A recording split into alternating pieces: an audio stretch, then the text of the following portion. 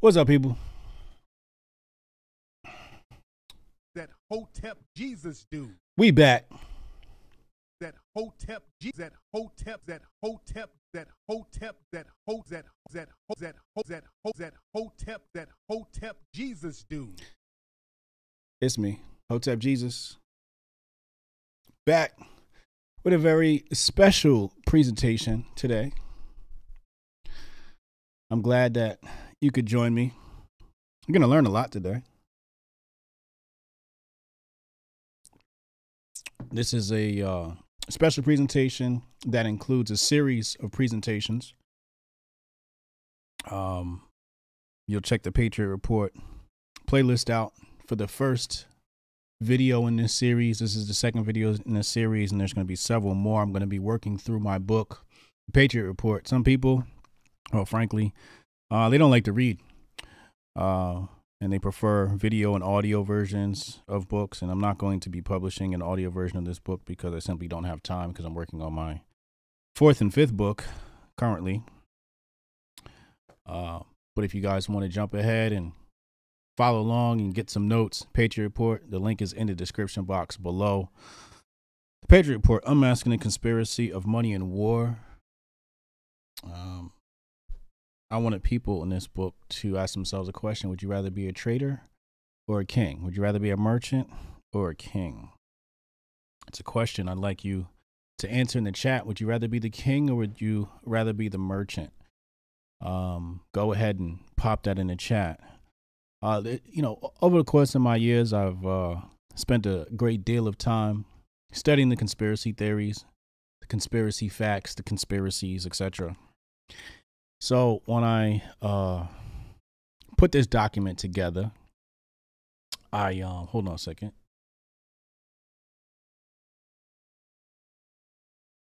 When I put this document together, I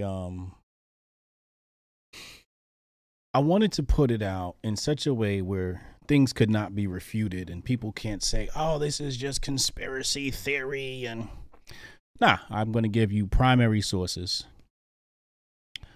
We got some people saying king. We got some people saying merchant. Yeah. Montgomery Borg, he says, after reading the Patriot Report, I want to be a merchant. Exactly. So today, do me a favor, hit the share button, share this out to social media so people can get this warm education. Shout out to Saul G. He said we was merchants. Wonderful. So, yeah, let's hop right into this presentation without further ado.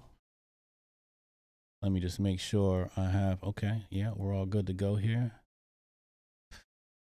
Today's presentation is called 1764, The American Dream Was Torn Before America Was Even Born. The American dream was torn before America was even born. And 1764 is a very important date, and you'll find out shortly why. Now, the motivation of today's chapter is to do some myth busting. I want to do some myth busting. A lot of people think they know why the Revolutionary War was fought. They swear up and down it had something to do with prices of things and Boston Tea Party and all this other nonsense and taxation without representation. And I just wanted to bust that myth really fast for you, because that's just not the case. That is just not the case. Okay.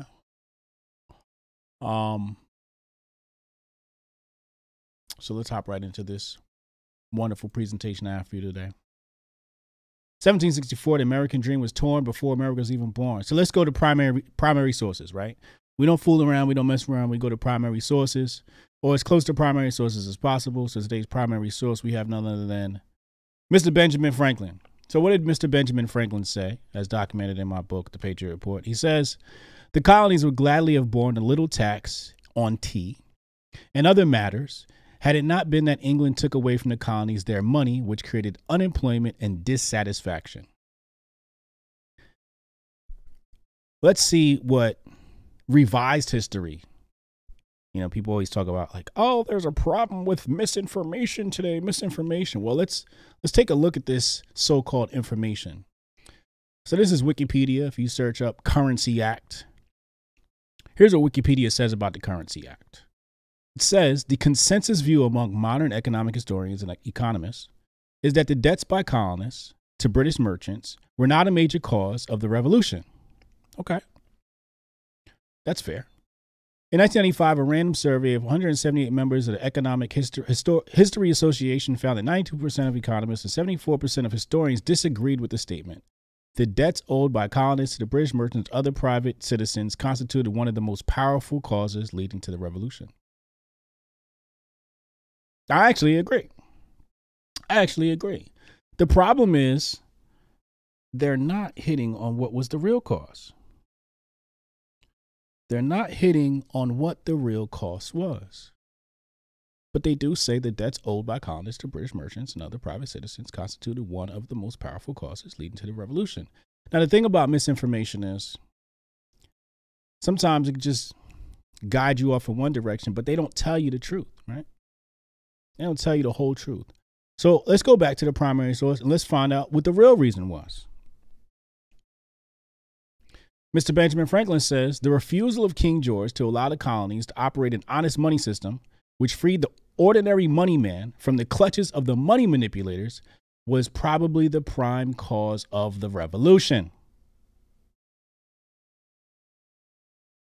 The refusal of King George to allow the colonies to operate an honest money system, which freed the ordinary man from the clutches of the money manipulators. The money manipulators.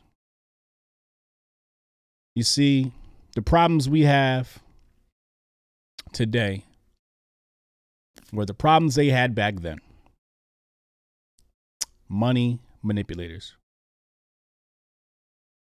Money manipulators. Who was controlling the money? Who was manipulating the money? The big banks, the big bankers, right? Same problem we're dealing with today. Right? Now, let's go to some real good education here. This is by Adam Smith from Wealth of Nations.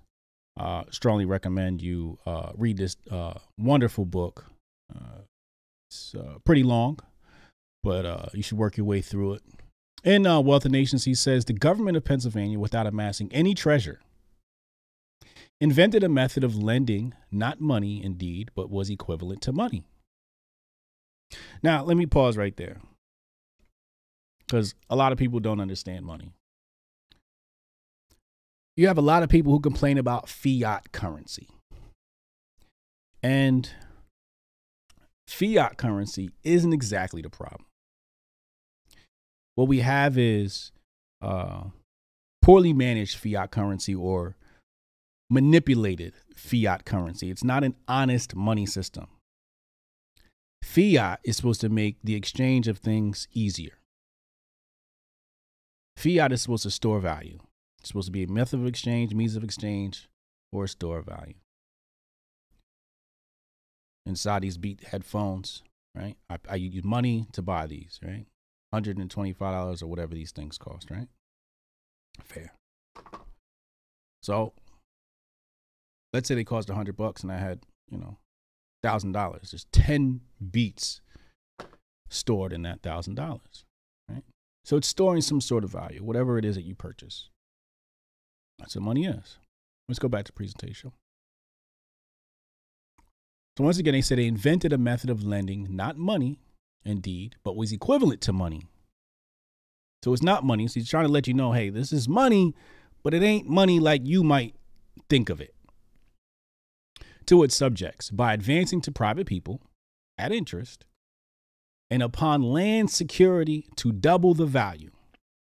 Paper bills of credit to be redeemed 15 years after their date, and in the meantime made transferable from hand to hand like banknotes, and declared by act of assembly to be legal tender in all payments from one inhabitant of the province to another. Let's go to the next slide. I'm pretty sure you guys get that.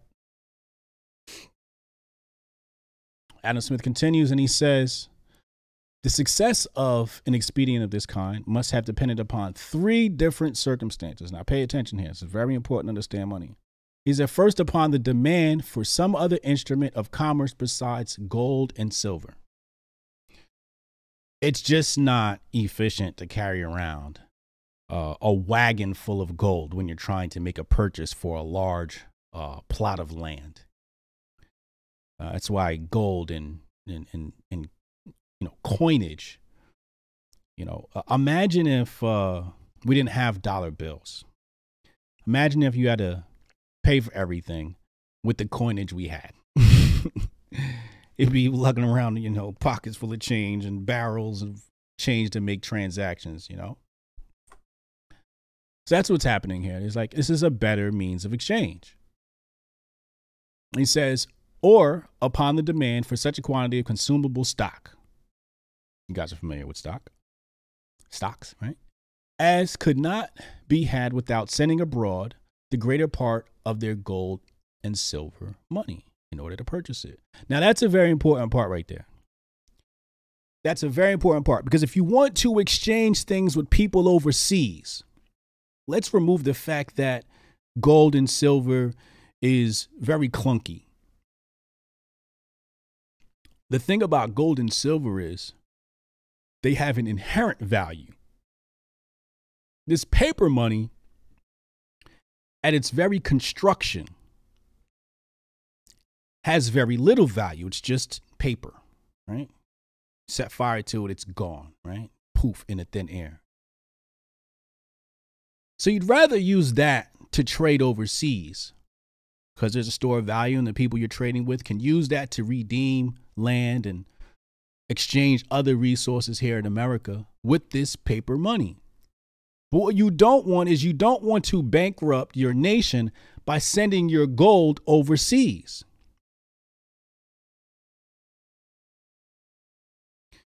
You'll see later on in my further presentations how the United States got robbed of their gold by doing the exact opposite of what these so-called founding fathers understood. Let's exchange this paper money, but I don't want to exchange my gold. I don't want to exchange my gold. Not yet. Not yet. I don't want to send that abroad. I want to keep that. Here, let's play with this paper money. Let's keep the gold. Let's stockpile our gold. Let's get more gold. Let's hoard that. Right? It's sort of like Bitcoin versus Bitcoin Cash. Like Bitcoin Cash, everybody's making transactions with, blah, blah, blah, blah. With Bitcoin, you kind of want to hoard it. Nobody really wants to spend that. Nobody really wants to even sell their Bitcoin, right? Everybody's hoarding that, right? So Bitcoin is like digital gold. If you don't have Bitcoin, Coinbits app, go ahead, sign up with the Hoteps, Coinbits.app, and start dollar cost averaging on Bitcoin. It's digital gold, literally. So they understood that. They didn't want to send their gold and silver money abroad. They want to keep that. And that's smart.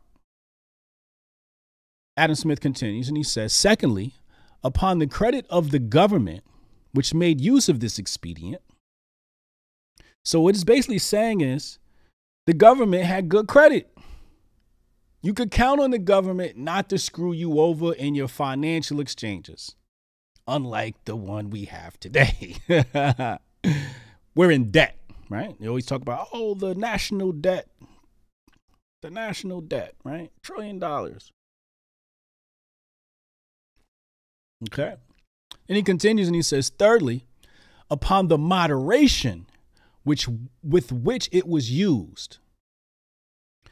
So he's talking about the moderation. As you know, some odd trillions of US dollars was printed just within the last year or so, whatever that number is.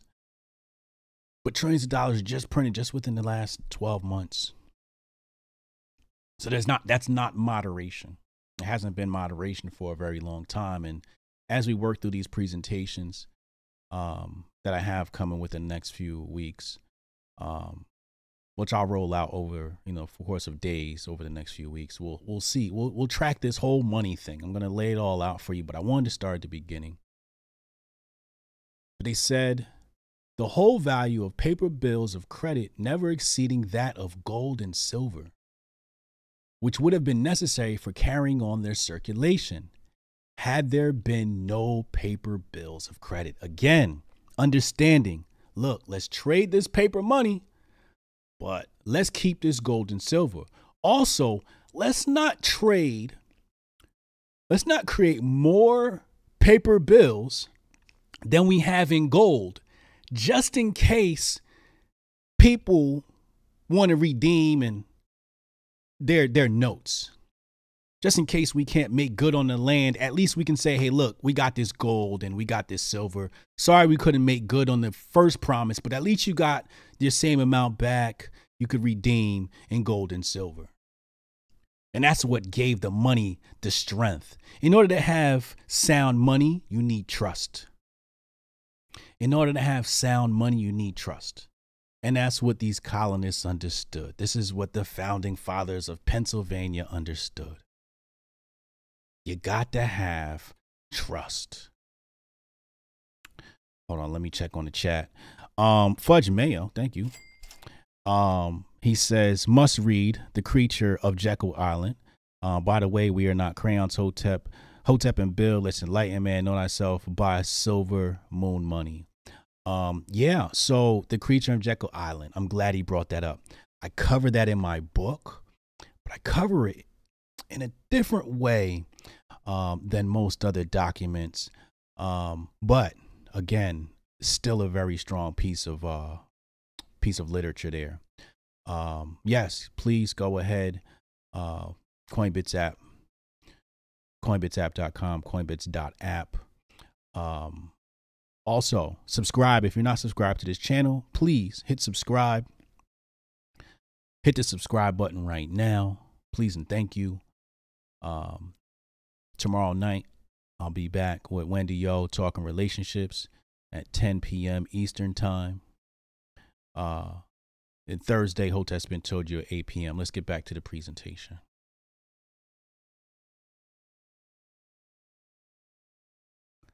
So, let's go over the rules real fast of sound money. First, you need demand. Somebody got to want it, right?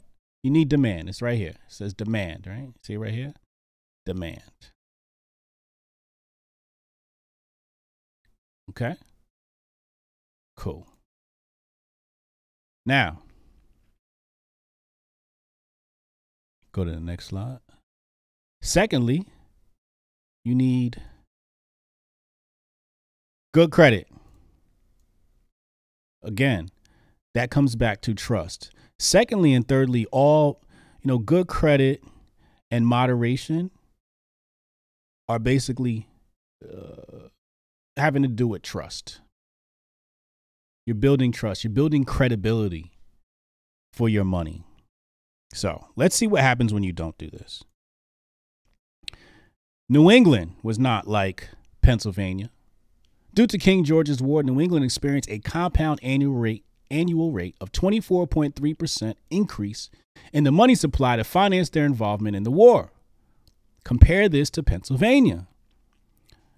So, my little conspiracy theory antennas. Where's my tinfoil kufi at? It's over here. I'm not going to get it right now. Thanks to chat. I got my tinfoil kufi. If I put my tinfoil kufi on, I start thinking to myself and I go, the colonies are printing their own money. Pennsylvania's doing really well with printing their own money. King George's War was a fucking utter failure. It made absolutely no sense, to be honest with you, for me even be involved in that war. You guys can go and do your research on that war. I'm no expert on the King George's War by any means. So I'm thinking to myself, if I was a banker, I'd want to ruin somebody else's money. And the best way to do that, if we've seen over the years, is drive them to a war. War equals debt. You got to stop whatever you're doing, your means of production, all this other stuff. You got to focus on war. So start pulling resources out. Not only is that, not only is it doing that, like I want to say I looked it up and it said like 8.9% of the male population was killed during this war with King George and the French. You lose a lot amount of human resources as well. If I was a banker and I wanted to say, hey, look, these people don't know money. Let me give them a reason to print more money. Let's push them to war. That'll do it. I can't back this up. I have more research to do. But again, conspiracy theory. Continue. Bankers printed England's money. The colonies printed the colonies' money. Is there a possibility that there was some jealousy there? Is there some possibility that England was under the thumb of the bankers and the colonies were not? Potentially. Potentially, we could speculate. We could absolutely speculate. Let's continue. What happens? So what happens? The Currency Act of 1764 happens. Britain says, from and after the first day of September 1764, no act, order, resolution, or vote of assembly in any of His Majesty's colonies or plantations in America shall be made for creating or issuing any paper bills or bills of credit of any kind or denomination whatsoever, declaring such paper bills or bills of credit to be legal tender in payment of any bargains, contracts, debts, dues, or demands whatsoever, and every clause or provision which shall hereafter be inserted in any act, order, resolution, or vote of assembly contrary to this act shall be null and void. So right then and there, he tells the colonies, y'all can't print money no more. We're going to print your money. That's what he says. So, again, primary sources. Ben Franklin here says, I cannot think it the interest of England to oppose us in making as great a sum of paper money here as we, who are the best judges of our own necessities, find convenient. And if I were not sensible that the gentlemen of trade in England, to whom we have already parted with our silver and gold, are misinformed of our circumstances and therefore endeavor to have our currency stinted to what it is, to what it now is, I should think the government at home had some reasons for discouraging and impoverishing this province, which we are not acquainted with. So here he says, he's basically accusing them. I'm sorry, I didn't pull that up on the screen for y'all. Here it is. So here, he's basically accusing England of saying, hey, y'all literally trying to destroy us. Y'all literally trying to destroy us. Why would you have it in your interest to destroy us? So, again, whenever I look at today and the circumstances in which we are under today, I always like to go backwards in time. And I always tell people, they say, oh, America, the land of the free, the land of the free. And according to my research, the freedom was stolen before America was even formed. Okay. Now, of course, the United States would go on to print its own money, and this Currency Act will fall away. And you'll see those banks and that get destroyed several times over, and we'll walk through that in the next presentation over the next few days. But when you look at America where it is today, I got to ask you, does America print its own money? Does America print its own money? What did Lenin say? What did Lenin say about a central bank? Let's look it up. Let's pull up what Lenin said about a central bank. We're going to pull it up on the screen right here. Let's see. Boom. Right here. Says Lenin The establishment of a central bank is 90% of communizing a nation. The establishment of a central bank is 90% of communizing a nation. So according to Leninism, communist, if you have a central bank, you are 90% of your way to becoming a communist nation. So I ask you, does America have a central bank? The answer is yes. I believe they have 12 charters, if I'm not mistaken. 12 or 13. I want to say 12. Do we have a central bank? Does the United States print its own money? This is the questions we got to ask ourselves. Does the United States print its own money? No. Do we have a central bank? Yes. Are we falling under the same problems that the early colonists did under King George? Yes. Are we practicing communism in America at its very central foundation? Yes. Okay. Well, let's do something else. Let's go to 10 planks of Marxism.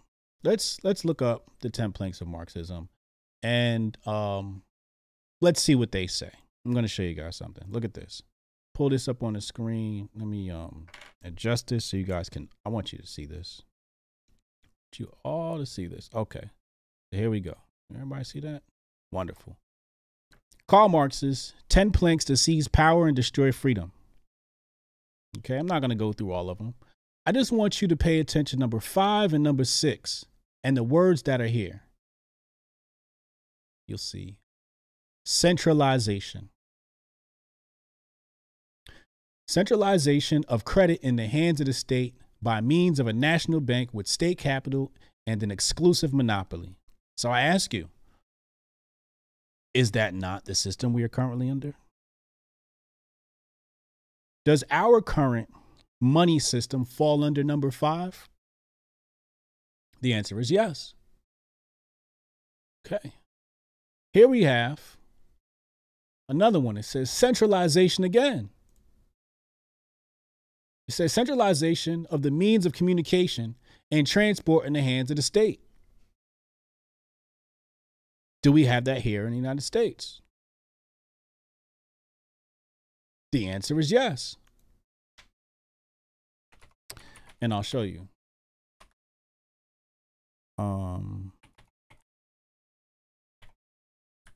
Let me pull that up. Here we go. I'm going to put this on the screen just a second. Boom. Here we go. So it says here, centralization of the means of communication and transportation in the hands of the state. Now, before I read that, as I was studying communism, people define communism. Actually, let me not butcher what people call communism. Let's look up what communism's definition is. We'll go based upon the technocrats of Google and see what they say. They say a political theory derived from Marx advocating for class war and leading to a society in which all property is publicly owned and each person works and is paid according to their abilities and needs.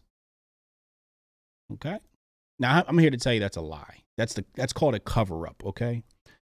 That's called over operations, okay? It's a straight-up lie. Let's go back to the presentation again.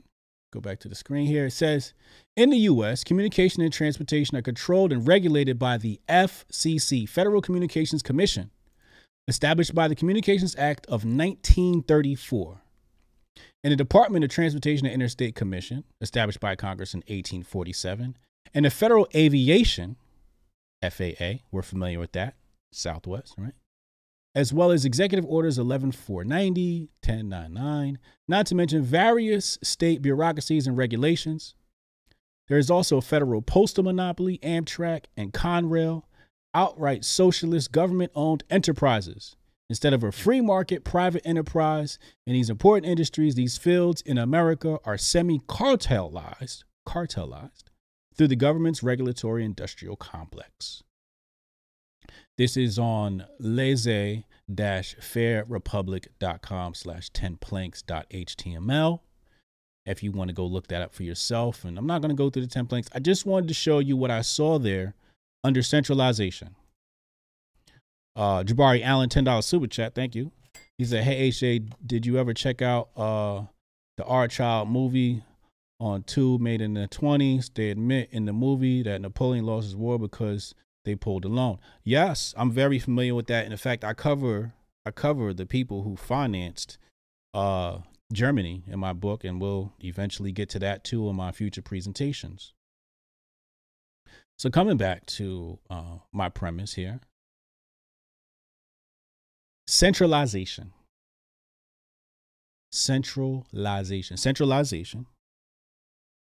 is the key to communism. So knowing that the definition that they gave here, some nonsense about publicly owned and each person works and is paid according to their ability, some equality nonsense, right? That now they're trying to say equity nonsense. Okay. I'm going to give you the real definition. Grab your pens and papers, notepads, digital notepads. The definition of communism is as such: the centralization of power in the hands of a state, most likely having a dictatorship ruled by the oligarchy.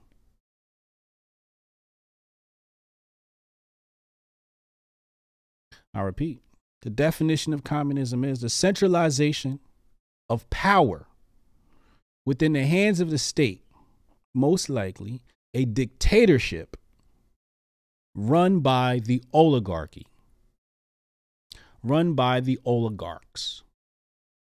The biggest lie about communism is that they don't like money. Now, let me tell you something. Communism has always been financed by money.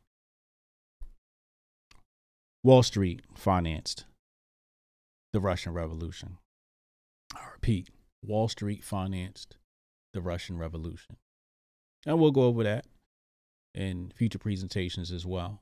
And I'll give you all the details and sources and whatnot. You can go have fun trying to find those on your own now. But I'm going to give you the exact sources that I found in the future. So,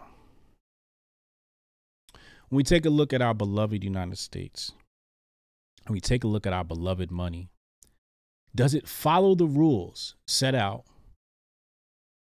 by our smart money men in Pennsylvania? First, was there a demand? I think there's a demand for money here. Absolutely. Absolutely. Right? Does our government have good credit? Uh-oh. Does our government issue money moderately? And is it backed? Is it backed by anything? Notice that when he decided to create the money, right, you'll see here, it says land security. You see that?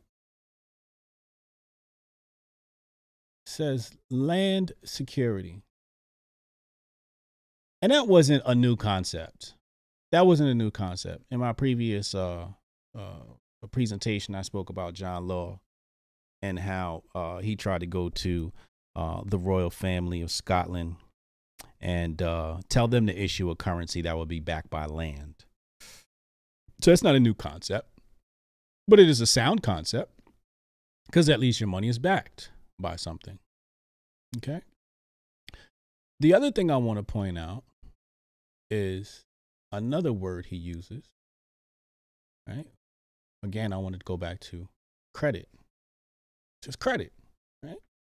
Well, what do we have? Do we have a system of credit with our money? Well, let's take a look.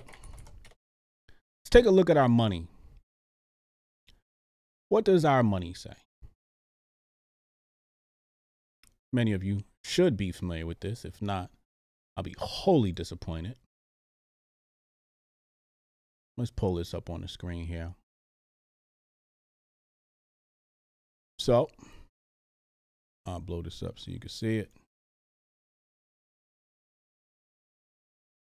Right there. Federal Reserve. And as you see this person right here, circled note. Right there, a note. A note means debt. And right here, it mentions the word debt. I forget the exact verbiage right there. I have to pull up another one, another clear copy so I can see it. Actually, you know what? I think I got some money in my pocket. Let's see what it says. Ah, here we go. This note is legal tender for all debts, public and private. So you know what this is backed by? It's backed by your ass. It's backed by your ass. Sorry to be so frank. But it's backed by debt. That debt is your ass. Yes, Jabari, go get a copy of the Patriot Report right now. It's on Amazon. Please go get a copy. Educate yourself. Educate your family. Because I just feel as though if people don't understand money, we'll be doomed to repeat the same mistakes. We'll be doomed to allow the banking cartel to continue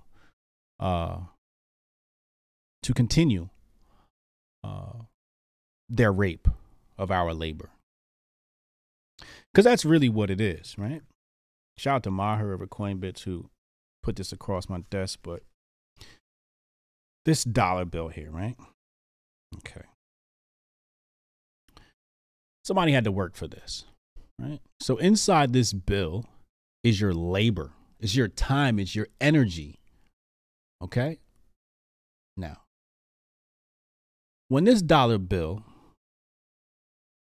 or let's do it easy. When these $2 bills are only worth one bill some years from now, guess what's being stolen?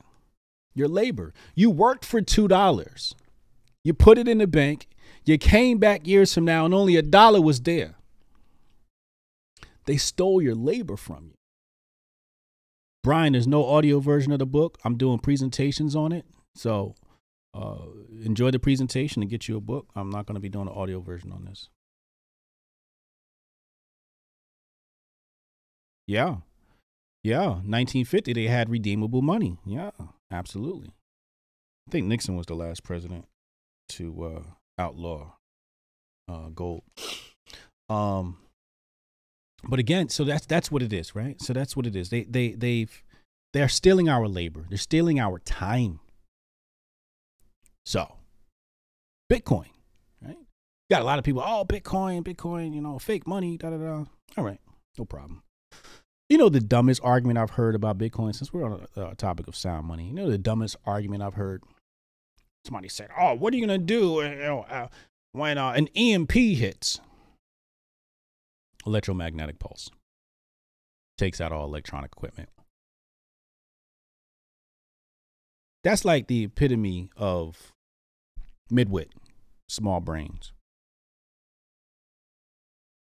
If an EMP hit, let's say the entire nation somehow, China, I guess, did it, whoever, right? Inside job, whatever, let's say it happened. Okay. The least of your worries is going to be money. It's going to be the least of your worries. Not only that, people are so stupid, they think that only Bitcoin is going to be affected by the EMP. You don't think your credit card system is going to be affected by the EMP? Your digital banking system? Money is digital. All money will be destroyed digitally by an EMP until all systems come back online and reboot from their servers and their backups. Okay? The difference between Bitcoin and your financial system is Bitcoin is locked in a ledger. So when the systems come back online, everybody can go look and see what was all the previous transaction. Everybody's money will be nice and restored. When the banks come back online, they're going to have to resort to backups. So, again, let's go to sound money. What is sound money? First of all, Adam Smith said there needs to be a demand. Well, Yeah, exactly. Using your phone. Exactly. Well, is there a demand for Bitcoin? Considering the fact that they are stealing my labor with this, I gotta take this, not to put it in something else that's going up in value. Even if something was stable, let's say something stayed stable in value and maybe gained a little bit of interest over time, that'd be much safer than storing dollars. So you got some people say, I'm not going to get Bitcoin. All right, stay poor. You hate the dollar, but you don't like Bitcoin. It makes no sense to me. It makes absolutely no sense. So is there a demand? Yes, there's a demand because the dollar is shrinking. Okay. Does Bitcoin have good credit? Well, I would say there's a lot of trust in it over the past few years. Hasn't been hacked. You might have had your wallet hacked. So, persons may have been hacked. But Bitcoin itself hasn't been hacked. I'd venture to say it's unhackable. At least that's what they say. Okay. Is it backed by anything? So I began to sit around and think about this as it was explained to me by Maher over at Coinbits, because he's a financial genius. Is Bitcoin backed by anything? Sure is. Now, before we get to that, let's talk about how Bitcoin is even created.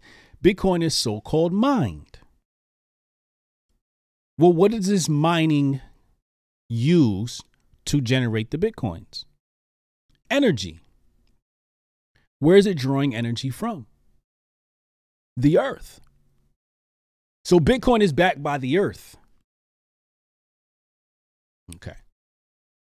Adam Smith, Wealth of Nations, said that there has to be moderation. Well, you go look at your dollars. Is there moderation in printing your dollars? No, absolutely not. Far from. In Bitcoin, there's only 21 Bitcoin ever going to be made. And there's a halving coming next year, which means the price is probably going to jump up a lot because it always does around the halving time.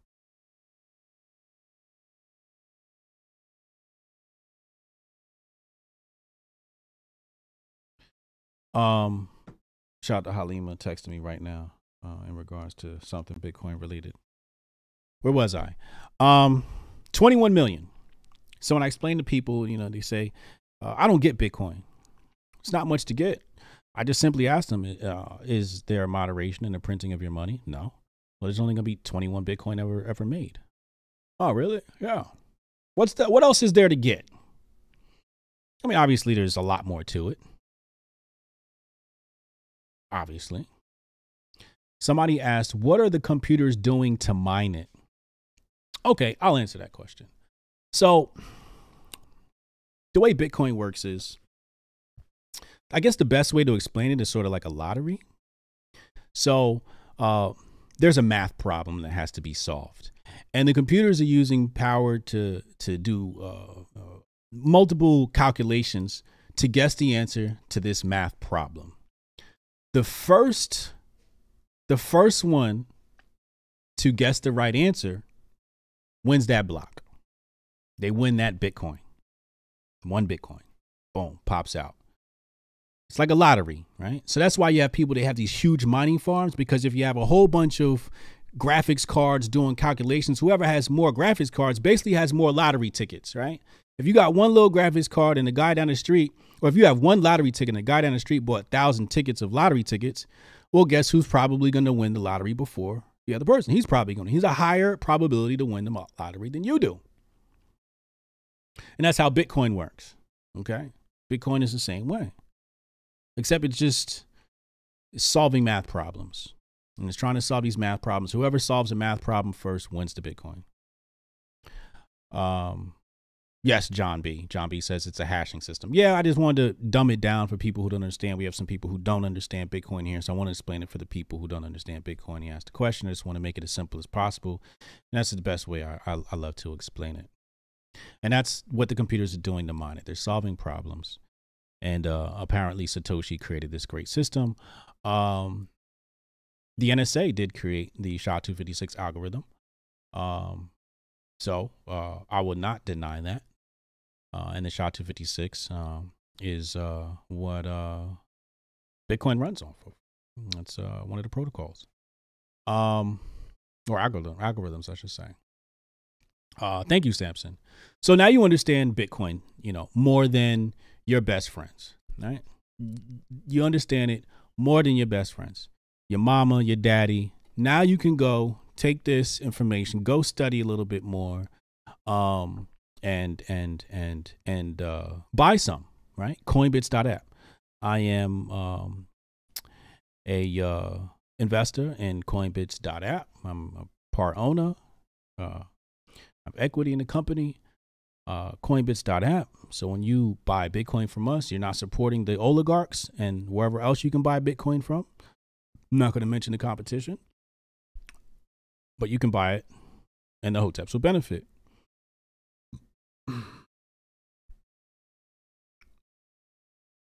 So this is why you need to dump your money for something else. Bitcoin, stocks, hard assets, gold, silver, whatever it may be. But the last thing you want to keep is your money. And a lot of people, I spoke to, some investment people, and they say you probably want to invest 90% of your cash. Some of you might not have that much cash on hand, but, once you have your escrow, however much you need to live, I don't know, 3 months, 6 months, a year. I like to keep at least a year. Because, who knows in Biden's America. So I like to keep at least a year worth of cash just for emergency purposes. And the rest, I just dump it into investments. Announcement coming soon. I am going to be involved in another altcoin project. So you guys can look out for that. I am Hotep Jesus. This has been a wonderful presentation. Share this with your friends. Subscribe to the channel. Get a copy of the Patriot Report on Amazon. The link is in the description box below. Hit that link. Go get you a copy. It's on Amazon, so you know to be at your house in like 2 minutes. Or however fast Bezos is running the operation today. I'm going to go ahead and knock out some more work. I appreciate y'all for tuning in and listening. I am that Hotep Jesus dude. And it has been a pleasure. I'll see you tomorrow night at Wednesday with Wendy O, Crypto Wendy O, for another episode of Love and Marriage, where we rescue the nuclear family at 10 p.m. Eastern time. Shout out to Raider. Been a big help. Raider's been a big help with a project we're working on right now. Make sure y'all follow and support him as well. Thank you, Raider, for holding us down. Hotep and build, peoples. I'll catch you later.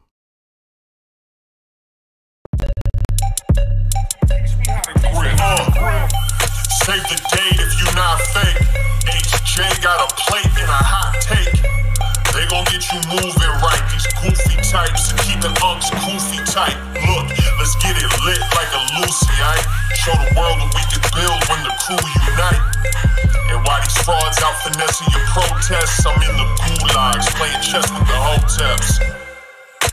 The Hoteps been told you. Don't sweat, bruh, I ain't gonna hold you. Keep receipts for the things that they told you. Ears to the street, they got secrets to go through. The Hoteps been told you. Don't sweat, bruh, I ain't gonna hold you. Keep receipts for the things that they told you. Ears to the street, they got secrets to go through. Hotep and build, y'all know the deal. We go in for real and ain't got no chill. Teach me how to grip, teach me how to grip. Teach me how to grip, teach me how to grip. Hotep and build, y'all know the deal. We